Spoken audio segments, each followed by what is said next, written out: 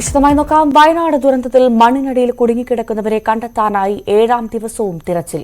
Chooralmala school, Vellarmala village office പരിസരങ്ങളിലാണ് പരിശോധന തുടരുന്നത്. ബെയിലി പാലം കടന്ന് ചൂരൽമലയിലേക്കും മുണ്ടക്കൈയിലേക്കുമുള്ള പ്രവേശനത്തിന് നിയന്ത്രണങ്ങളുണ്ട്. വീടുകൾക്ക് മേൽ 40 അടിയോളം ഉയരത്തിൽ കല്ലും മണ്ണും അടിഞ്ഞിരിക്കുന്നതായാണ് തിരച്ചിലിന് വെല്ലുവിളികളാകുന്നത്.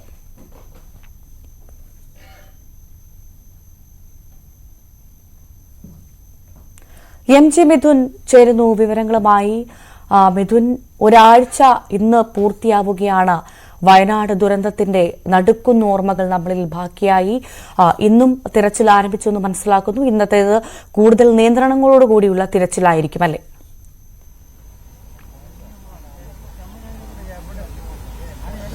ചൂരൽമല ഒപ്പം തന്നെ വെള്ളാർമല അടക്കമുള്ള മേഖലകളിലാണ് ഇന്ന് പ്രധാനമായും ഈ ഒരു തിരച്ചിൽ നടത്തുന്നത്. നമ്മളിപ്പോൾ കാണുന്ന ഈ ദൃശ്യങ്ങൾ കാണുന്നത് നേവി ഉദ്യോഗസ്ഥരാണ്.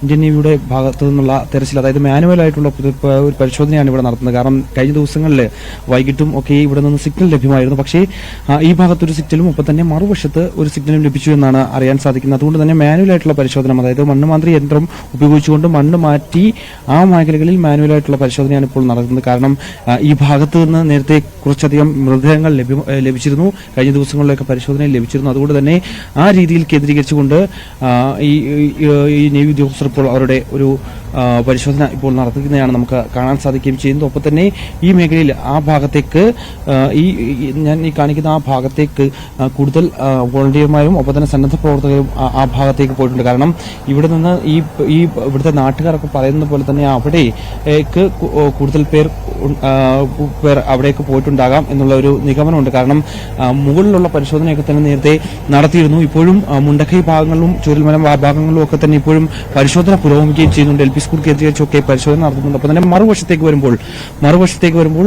ഇവിടെ പാറകൾ കൂടിക്കിടക്കുന്നത് നമുക്ക് കാണാൻ സാധിക്കുന്നുണ്ട്. ഇവിടെയൊക്കെ തന്നെ ഇപ്പോൾ ഹിറ്റാച്ചി ഉപയോഗിച്ചുകൊണ്ട് ഇവിടത്തേക്കുള്ള പരിശോധന ഇപ്പോൾ നടക്കുകയാണ്. ഒപ്പം തന്നെ സ്കൂൾ കേന്ദ്രീകരിച്ച് അവിടെയും ആ ഭാഗത്തും കൂടുതൽ പരിശോധന ഇപ്പോൾ പുരോഗമിക്കുന്നുണ്ട്.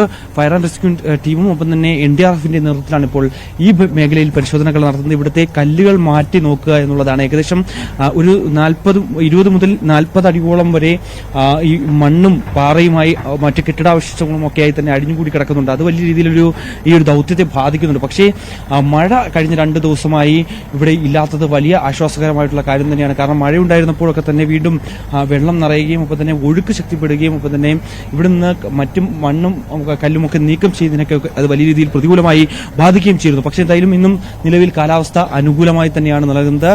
ബെയിലിപ്പാലം വഴി കർശനമായി ഒരു കർശന നിർദ്ദേശപ്രകാരം കുറച്ചുപേരെ മാത്രമേ, അതായത് സന്നദ്ധ പ്രവർത്തകരെ നിജപ്പെടുത്തിക്കൊണ്ട് അത്തരത്തിൽ വോളണ്ടിയർമാരെ നിജപ്പെടുത്തിക്കൊണ്ടുള്ള ഒരു തെരച്ചിൽ സംവിധാനത്തിലേക്കാണ് പോവുകയും ചെയ്യുന്നത്. അത്രയും ആളുകളെ മാത്രമാണ് അകത്തേക്ക് കടത്തിവിട്ടിട്ടുള്ളത്. മറ്റാർക്കും തന്നെ ഇവിടേക്ക് പ്രവേശനമില്ല. ഒപ്പം തന്നെ അത് രജിസ്റ്റർ ചെയ്തതിനു ശേഷം മാത്രമാണ്, അവരുടെ പേരുവിവരങ്ങളെല്ലാം തന്നെ രേഖപ്പെടുത്തിയതിനു ശേഷമാണ് അത് മാധ്യമപ്രവർത്തകർ ഉൾപ്പെടെ അകത്തേക്ക് പ്രവേശിപ്പിക്കുകയും ചെയ്യുന്നത്. ഇന്ന് 9 മണിയോടുകൂടി അല്പസമയത്തിന് മുമ്പാണ് ഇവിടുന്ന് അകത്തേക്ക് ഈ ബെയിലിപ്പാലം കടത്തി മുണ്ടക്കൈ അടക്കമുള്ള മേഖലയിലേക്ക് പോകാനുള്ള അനുവാദം ലഭിക്കുകയും ചെയ്തത്. കാരണം അവിടെയും കൂടുതൽ പരിശോധനകൾ നടത്തേണ്ടതായിട്ടുണ്ട്. അവിടെ ഈ റഡാർ സംവിധാനം ഉപയോഗിച്ചുകൊണ്ട് സൈന്യത്തിന്റെ നേതൃത്വത്തിൽ അവിടെയും പരിശോധന ഇപ്പോൾ പുരോഗമിക്കുകയും ചെയ്യുന്നുണ്ട്. ഒപ്പം തന്നെ താഴെ ഞാൻ നേരത്തെ കാണിച്ച പോലെ തന്നെ ആ പ്രദേശങ്ങളിലേക്ക്, താഴെയുള്ള ഭാഗങ്ങളിലേക്ക് പ്രദേശവാസികൾ പറയുന്ന പോലെ തന്നെ അവിടെയൊക്കെ കൂടുതൽ മൃതദേഹങ്ങൾ കഴിഞ്ഞ ദിവസങ്ങളിലൊക്കെ കണ്ടെത്തുകയും ചെയ്യുന്നു. ചാരിയാറിലേക്ക് പോകുന്ന ആ മേഖലകളിലേക്ക് അവിടെ നിരവധി ഈ പറയുന്ന തേയിലത്തോട്ടങ്ങളുണ്ട്. ആ ഭാഗങ്ങളിലൊക്കെ തന്നെ പരിശോധന നടത്തണം. അവിടെയൊക്കെ ഇവിടുത്തെ നാട്ടുകാരടക്കം രക്ഷാപ്രവർത്തനത്തിനുമൊക്കെയായി നേരത്തെ തന്നെ ആദ്യ ദിവസങ്ങളിൽ ഇറങ്ങിയപ്പോൾ അവിടെ നിന്ന് കൂടുതൽ പേരുടെ മൃതദേഹങ്ങൾ ലഭ്യമായിരുന്നു, മൃതദേഹ അവശിഷ്ടങ്ങളൊക്കെ ലഭ്യമായിരുന്നു. കാഴ്ച നമുക്ക് അത്രയും വേദനാജനകമായിട്ടുള്ള കാഴ്ചയൊക്കെ അന്ന് നമ്മൾ കാണുകയും ചെയ്തതാണ്. അതേ രീതിയിലാണ് ഇപ്പോൾ ഈ മേഖലകളിൽ ഇപ്പോൾ പുരോഗമിക്കുന്നത്. ഇവിടെ 2 സിഗ്നൽ ലഭ്യമായിട്ടുണ്ട് എന്നാണ് പറയുന്നത്. അതിനനുസരിച്ചാണ് ഇപ്പോൾ ഇവിടുത്തെ ഒരു തെരച്ചിൽ നടത്തുന്നത്. ഇതിനുശേഷം മുകൾ ഭാഗത്തിലേക്ക് ഉള്ള തെരച്ചിൽ വ്യാപിക്കും. ഒപ്പം തന്നെ താഴെ ഭാഗത്തേക്ക്, ചാലിയാർ ഭാഗത്തേക്കും ഒക്കെ തന്നെ കൂടുതൽ തെരച്ചിൽ നടത്തേണ്ടതായിട്ടുണ്ട്. കാരണം 20 അടിയോളം പൊക്കത്തിൽ മണ്ണ് 20 മുതൽ 40 അടിയോളം വരെ മണ്ണിങ്ങനെ കുമിഞ്ഞുകൂടി കിടക്കുന്നുണ്ട്. അതൊക്കെ നീക്കം ചെയ്ത് വേണം ഈ ഒരു പരിശോധന നടത്താൻ. അത് പക്ഷേ വലിയ രീതിയിൽ ദുഷ്കരമായിട്ടുള്ളൊരു പ്രവൃത്തി തന്നെയാണ്. എന്തായാലും ഒരു അവസാന ഘട്ടത്തിലേക്ക് കടക്കുന്നു, ഈ ഒരു 7ാം നാൾ അവസാന ഘട്ടത്തിലേക്ക് ഇങ്ങനെ കടക്കുന്നു ഈ ഒരു തെരച്ചിൽ എന്നുള്ളത് തന്നെയാണ്. മന്ത്രിയും ഒപ്പം ഹിറ്റാച്ചി ഒക്കെ ഉപയോഗിച്ചുകൊണ്ട് അത്രയ്ക്ക് അത്യാധുനിക സംവിധാനങ്ങൾ ഉപയോഗിച്ചുകൊണ്ടും ഒക്കെ തന്നെ ഈ തെരച്ചിൽ ഇപ്പോഴും വ്യാപകമാക്കുകയും ചെയ്തിട്ടുണ്ട്. ഒപ്പം തന്നെ മറ്റു പ്രദേശങ്ങളിൽ, അതായത് ഞാൻ നേരത്തെ സൂചിപ്പിച്ച പോലെ തന്നെ ഈ പ്രദേശവാസികൾ പറഞ്ഞ പ്രധാനപ്പെട്ട കാരണം കൂടുതൽ പേരും ഒഴുകിപ്പോയിട്ടുണ്ടാകാം. കാരണം ഇത്രയും തെരച്ചിൽ നടത്തിയ സമയത്തും ഒക്കെ തന്നെ കൂടുതൽ മൃതദേഹങ്ങളൊക്കെ ലഭിച്ചത് താഴെ നിന്നാണ്. അതുകൊണ്ട് തന്നെ അവിടെയുള്ള ഒരു തെരച്ചിൽ നടത്തണമെന്നുള്ള ഒരു ആവശ്യമാണ് അവർ പറയുന്നത്. കൂടാതെ തന്നെ എക്സാക്ട് ലൊക്കേഷൻ കണ്ടുപിടിക്കാൻ പറ്റാത്തത് വലിയ രീതിയിലൊരു തിരിച്ചടിയാണ്. കാരണം ഈ വീടുകളൊക്കെ എവിടെയാണ് നിന്നിരുന്നത് എന്നടക്കമുള്ള കാര്യങ്ങൾ പ്രദേശവാസികൾ പറയുന്നതനുസരിച്ച്, അവർ നൽകുന്ന സൂചനകൾ അനുസരിച്ച് അവിടെ ഈ ഒരു കെട്ടിടാവശിഷ്ടങ്ങളും ഒക്കെ തന്നെ മാറ്റിയതിനു ശേഷം അവിടെ ഒരു പരിശോധന ഇപ്പോൾ പുരോഗമിക്കുകയും ചെയ്യുന്നുണ്ട്. അതായത് ഈ മേഖലകളിൽ താഴെയുള്ള ഈ മേഖലകളിലെല്ലാം തന്നെ വ്യാപകമായ പരിശോധന രാവിലെ മുതൽ തന്നെ ആരംഭിച്ചു. മുണ്ടക്കൈ അടക്കമുള്ള മേഖലകളിലേക്ക് നമ്മൾ അവിടെയും പരിശോധനകൾ രാവിലെ തന്നെ സൈന്യത്തിന്റെ നേതൃത്വത്തിൽ റഡാർ സംവിധാനങ്ങൾ ഉപയോഗിച്ചുകൊണ്ട് ഉള്ള പരിശോധനയാണ് നടക്കുന്നത്. കാരണം മാനുവലായിട്ട് കൂടി പരിശോധിച്ചാൽ മാത്രമേ ഏതെങ്കിലും തരത്തിൽ എന്തെങ്കിലും കണ്ടെത്താനാകുമോ എന്നുള്ള ഒരു ഉദ്ദേശത്തോടു കൂടി തന്നെയാണ് ഈ സംഘമുള്ളത്. എന്തായാലും നിലവിൽ 67ഓളം മൃതദേഹങ്ങൾ, അതായത് തിരിച്ചറിയാനാകാത്ത 67ഓളം മൃതദേഹങ്ങൾ ഉണ്ടായിരുന്നു. അതിൽ 8 മൃതദേഹങ്ങൾ കഴിഞ്ഞ ദിവസം രാത്രി പുത്തുമലയിൽ സംസ്കാര ചടങ്ങുകൾ, സർവ്വമത പ്രാർത്ഥനയോട് സംസ്കാര ചടങ്ങുകൾ നടത്തിയിരുന്നു. അതിന് ഏകദേശം 1 മണിയോടുകൂടിയാണ് ആ സംസ്കാര ചടങ്ങുകൾ പൂർത്തീകരിക്കുകയും ചെയ്തത്. മറ്റ് മൃതദേഹങ്ങൾ ഇന്ന് സംസ്കരിക്കുമെന്നാണ് മന്ത്രി വ്യക്തമാക്കിയിട്ടുള്ളത്. അതുകൊണ്ട് തന്നെ എല്ലാവിധ മനുഷ്യസാധ്യമായിട്ടുള്ള അല്ലെങ്കിൽ യന്ത്ര സംവിധാനങ്ങൾ ഉപയോഗിച്ചുകൊണ്ടുള്ള എല്ലാവിധ സംവിധാനങ്ങളും ഉപയോഗിച്ചുകൊണ്ടുള്ള ഒരു ദൌത്യം ഇപ്പോഴും തുടരുന്നു. ഇനി ഏകദേശം സർക്കാർ അനൌദ്യോഗിക കണക്കുകൾ പ്രകാരം ഏകദേശം 180 മുതൽ 200ഓളം പേരെ ഇനിയും കണ്ടെത്താനുണ്ട് എന്നുള്ളതാണ് അറിയിക്കുന്നത്. ഒപ്പം തന്നെ ഈ റേഷൻകാർഡ് കേന്ദ്രീകരിച്ചവരൊക്കെ നടത്തിയ പരിശോധനയിലൊക്കെ തന്നെ ഒരു വ്യക്തമായ ചിത്രം, എത്ര പേരെ ഇനി കണ്ടെത്താനുണ്ടെന്നടക്കമുള്ള ഒരു വ്യക്തമായ ചിത്രം കണ്ടെത്തിയിട്ടില്ല എന്നുള്ളതാണ് ഏറ്റവും പ്രധാനപ്പെട്ട കാര്യം. അതുകൊണ്ട് തന്നെ എത്ര പേര് ഇനിയുണ്ട് എങ്കിൽ പോലും അവരെയൊക്കെ കണ്ടെത്താനാകുമെന്നുള്ള പ്രതീക്ഷയിൽ ഇവിടെ നിന്ന് കിലോമീറ്ററോളം ദൂരങ്ങളിലേക്ക് ഇങ്ങനെ കിടക്കുകയാണ്. അതായത് നമ്മൾ നേരത്തെ കാണിച്ചതുപോലെ തന്നെ ആ മുകൾ ഭാഗത്ത് നിന്ന്, ആ കാണുന്ന ഭാഗത്ത് നിന്ന് നമുക്ക് ക്യാമറ സൂം ചെയ്ത് കഴിഞ്ഞാൽ കാണാൻ സാധിക്കുകയും ചെയ്യും. ആ ഭാഗത്ത് നിന്ന് പൊട്ടി അത് ഈ പുഴ പോയിക്കൊണ്ടിരുന്ന ആ മേഖലയിലൂടെ കടന്ന് ഇവിടേക്ക് എത്തിയായിരുന്നു. അത്രയും കിലോമീറ്ററോളം ദൂരത്തേക്ക് ഇതിങ്ങനെ വലിയൊരു ദുരന്തം ഒഴുകിപ്പോവുകയാണ്. ഒപ്പം തന്നെ രാവിലെ നമ്മൾ ഇവിടുത്തെ പ്രദേശവാസികളൊക്കെ സംസാരിച്ചപ്പോൾ പൊടുന്നനെ ഒരു സൗണ്ട് കേൾക്കുന്നു. അതിനുശേഷം അത് ആളുകളെ അവിടെ നിന്ന് മാറ്റുന്നു. തിരിച്ച് സുരക്ഷിത സ്ഥാനത്തേക്കൊക്കെ അവിടെ നിന്ന് ഓരോരുത്തരൊക്കെ മാറാനൊക്കെ വേണ്ടിയുള്ള ശ്രമം നടത്തുകയും ചെയ്തു. പക്ഷെ പിന്നീടാണ് രണ്ടാമത്തെ ഒരു വലിയ ഒന്നും ഉണ്ടാവുകയും ചെയ്തു. നമുക്കിവിടുത്തെ കാര്യങ്ങൾ നമുക്ക് മനസ്സിലാക്കാൻ സാധിക്കും. എന്തായാലും ഇപ്പോൾ നിലവിൽ ഈ പ്രദേശം കേന്ദ്രീകരിച്ചിട്ടുള്ള പരിശോധനയാണ് ഭവ്യ നടക്കുന്നത്. മിഥുൻ, ഏറെ വേദനിപ്പിക്കുന്നത് ഈ 180 പേരെ അടക്കം കണ്ടെത്താനുണ്ട് എന്നുള്ള കണക്കുകളാണ് നമ്മളെ ഏറെ വിഷമിപ്പിക്കുന്നത്. അതിനായുള്ള തിരച്ചിൽ നടക്കുന്നു. ഏറ്റവും പ്രധാനമായി ചൂരൽമലയിലേക്ക് ആളുകളെ നിയന്ത്രിക്കുന്നുണ്ട്, അല്ലെങ്കിൽ രക്ഷാപ്രവർത്തകരെ നിയന്ത്രിക്കുന്നുണ്ട് എന്നുള്ള വിവരങ്ങൾ വരുന്നു. അത് കൂടുതൽ ആളുകളെ കയറ്റിവിടുന്നത് തിരിച്ചടിയാകുമെന്ന് വിലയിരുത്തലിന്റെ പശ്ചാത്തലത്തിലാണോ അത്തരത്തിൽ ആളുകളെ രക്ഷാപ്രവർത്തനത്തിനായി അങ്ങോട്ട് കൂടുതൽ ആളുകളെ കയറ്റിവിടാത്തത്? മിഥുൻ,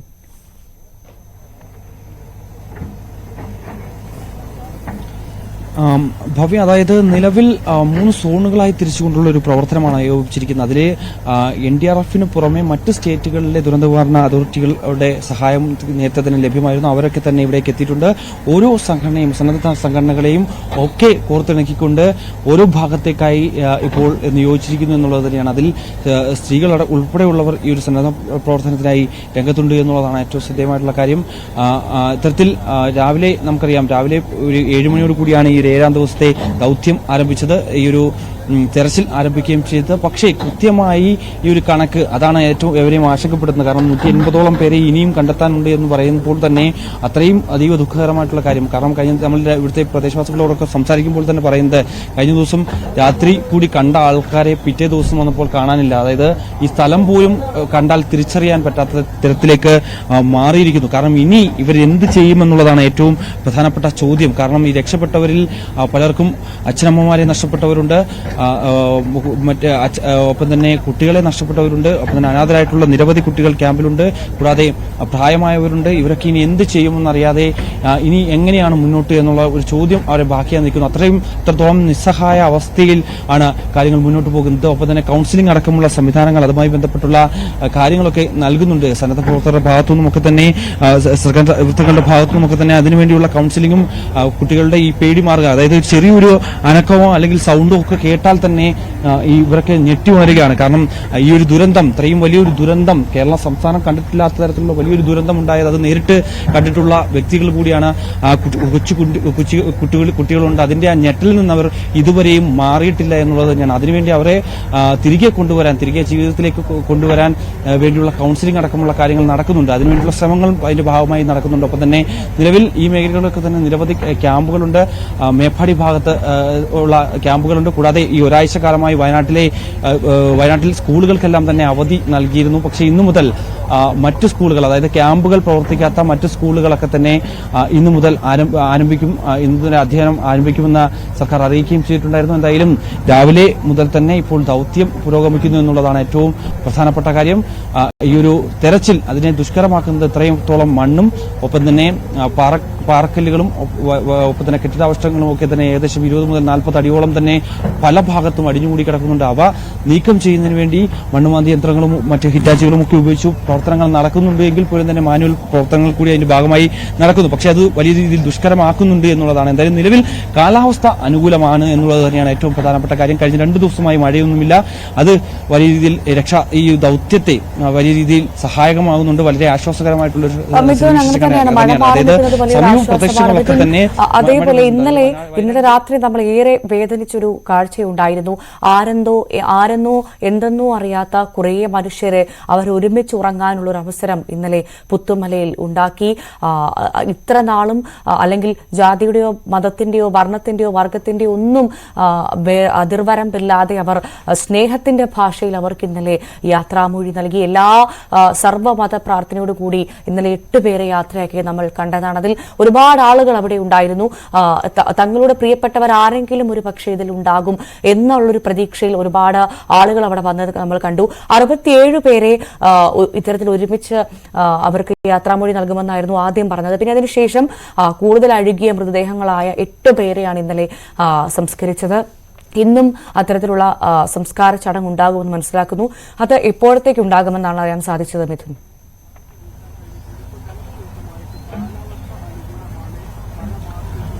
തീർച്ചയായും വളരെ ദുഃഖകരമായിട്ടുള്ള കാര്യമാണത്. അതായത് ആരാണ് എന്ന് അറിയാൻ പറ്റാത്ത ഒരു സ്ഥിതിവിശേഷം. അത്തരത്തിൽ പലരുടെയും മുഖം പോലും തിരിച്ചറിയാൻ പറ്റാത്ത രീതിയിലേക്ക് കാര്യങ്ങൾ പോയിട്ടുണ്ട് എന്നുള്ളത് തന്നെയാണ്. അത്രത്തോളം ദൃശ്യങ്ങളൊന്നും തന്നെ നമുക്ക് കണ്ടു നിൽക്കാൻ പറ്റാത്തതാണ്.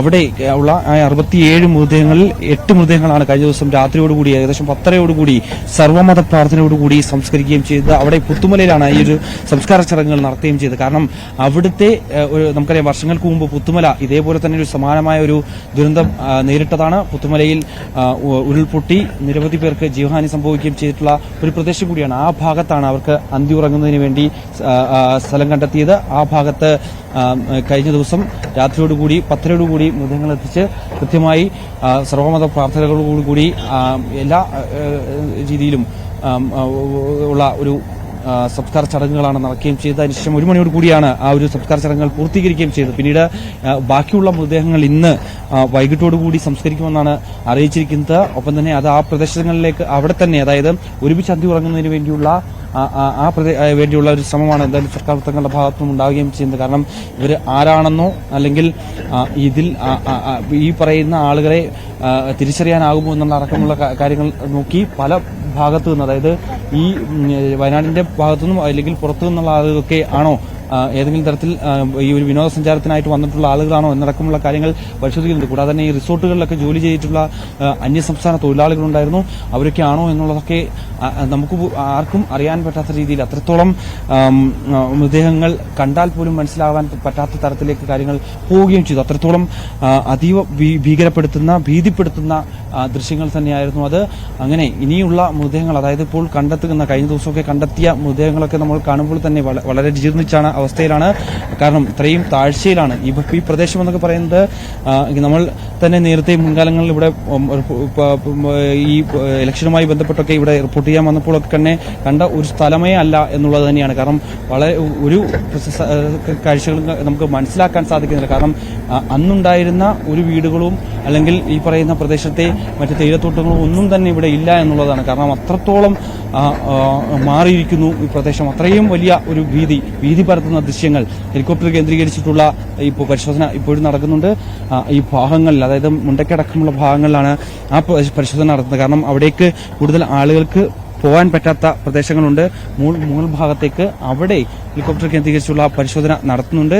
കൂടാതെ സന്നദ്ധ പ്രവർത്തകരുടെ ഭാഗത്തുനിന്നും ഒപ്പം തന്നെ അവർക്കൊക്കെ കൃത്യമായ നിർദ്ദേശങ്ങൾ നൽകിയിട്ടുണ്ട്. കാരണം പലയിടത്തും മുൻ ദിവസങ്ങളൊക്കെ ഉണ്ടായ സമയത്ത് മഴയുണ്ടായിരുന്നപ്പോൾ തന്നെ ചെളിയിൽ പുതഞ്ഞ് താഴേക്ക് പോകാൻ പറ്റുന്ന പോവുകയൊക്കെ ചെയ്യുന്നുണ്ടായിരുന്നു. അതുകൊണ്ട് തന്നെ സൂക്ഷിച്ച് മുന്നോട്ട് പോകണം, അതിനുവേണ്ടിയുള്ള നിർദ്ദേശങ്ങളൊക്കെ കൃത്യമായി ഇവർ നൽകിയിട്ടുണ്ട്. അതുകൊണ്ട് തന്നെയാണ് നിജപ്പെടുത്തിക്കൊണ്ട്, അതായത് ഒരു കർശനമായി കുറച്ചുപേരെ മാത്രം ഓരോ മേഖല കേന്ദ്രീകരിച്ച് നിർത്തിക്കൊണ്ട് അവിടെ പരിശോധന നടത്താനുള്ള നിർദ്ദേശം ഇപ്പോൾ നടത്തിയിരിക്കുന്നത്. എന്തായാലും ഇപ്പോൾ നിലവിൽ നമ്മൾ ആ കാണുന്ന ദൃശ്യങ്ങളിൽ കാണുന്നതാണ് ആ സ്കൂളിന്റെ ഭാഗത്ത്.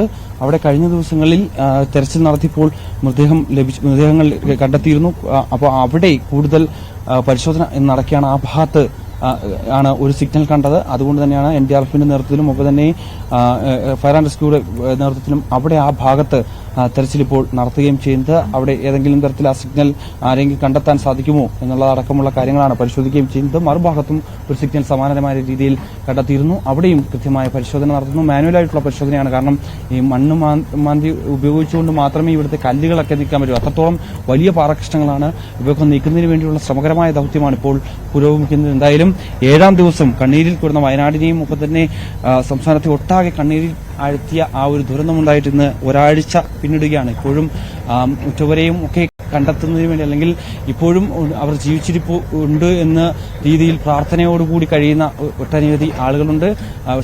നാട്ടുകാരുൾപ്പെടെയുള്ളവരുണ്ട്, സമീപ പ്രദേശവാസികളൊക്കെ ഉണ്ട്. അവരൊക്കെ തന്നെ പറയുന്നത് പോലെ തന്നെ ഞങ്ങൾ കഴിഞ്ഞ ദിവസം രാത്രി കൂടി സംസാരിച്ചതിന് ശേഷം പോയതാണ്. പിന്നീട് വരുമ്പോൾ ഈ കാഴ്ചയാണ് കാണാൻ സാധിക്കുന്നത്. കാരണം ഇത്രയധികം ഏകദേശം ഈ പ്രദേശത്ത് മാത്രം, ഈ സ്കൂളിന്റെ ആ ഭാഗത്തേക്ക് മാത്രം ഏകദേശം 70ഓളം കുടുംബങ്ങൾ ഉണ്ടായിരുന്നു എന്നാണ് ഇവിടെ കട ഒക്കെ നടത്തിയിരുന്ന പ്രദേശവാസി പറയുകയും ചെയ്തത്. ആ സമയത്ത് രാത്രി കട പൂട്ടിയതിനു ശേഷം തിരികെ പോയതിനു ശേഷമാണ് ഈ ഒരു ദുരന്തം ഉണ്ടാകുന്നത്. പിറ്റേ ദിവസം വന്നപ്പോൾ ഇത്രയധികം വലിയ നൊമ്പരപ്പെടുത്തുന്ന സ്ഥിതിവിശേഷത്തിലേക്ക് കാര്യങ്ങൾ പോവുകയും ചെയ്തിരിക്കുന്നു. എന്തായാലും 7ാം ദിവസം ഇപ്പോൾ ദൌത്യം പുരോഗമിക്കുകയാണ്. 3 സോണുകളായി കേന്ദ്രീകരിച്ച് ഈ NDRFന്റെ ഒക്കെ നേതൃത്വത്തിൽ ഇപ്പോഴും തെരച്ചിൽ തുടരുകയാണ്. ഭവ്യ, തീർച്ചയായും അതാണ് തെരച്ചിൽ. എന്തായാലും 7ാം ദിവസം തുടരുകയാണ്. ഏറെ പ്രതീക്ഷ നൽകുന്ന ഒരു വാർത്ത കൂടി ഇതിനിടയ്ക്ക് വരുന്നുണ്ട്. ഇന്ന് വയനാട്ടിൽ സ്കൂളുകൾ തുറക്കുകയാണ്. ഒരു ഇടവേളയ്ക്ക് ശേഷം വയനാട്ടിലെ സ്കൂളുകൾ തുറക്കുകയാണ്. ദുരിതാശ്വാസ ക്യാമ്പുകൾ പ്രവർത്തിക്കാത്ത സ്കൂളുകളാണ് ഇന്ന് തുറക്കുന്നതെന്നുള്ളൊരു സന്തോഷമുള്ളൊരു വാർത്ത കൂടി വരുന്നുണ്ട് വയനാട്ടിൽ നിന്നും. MC മിഥുനാണ് വിവരങ്ങൾ നൽകിയത്.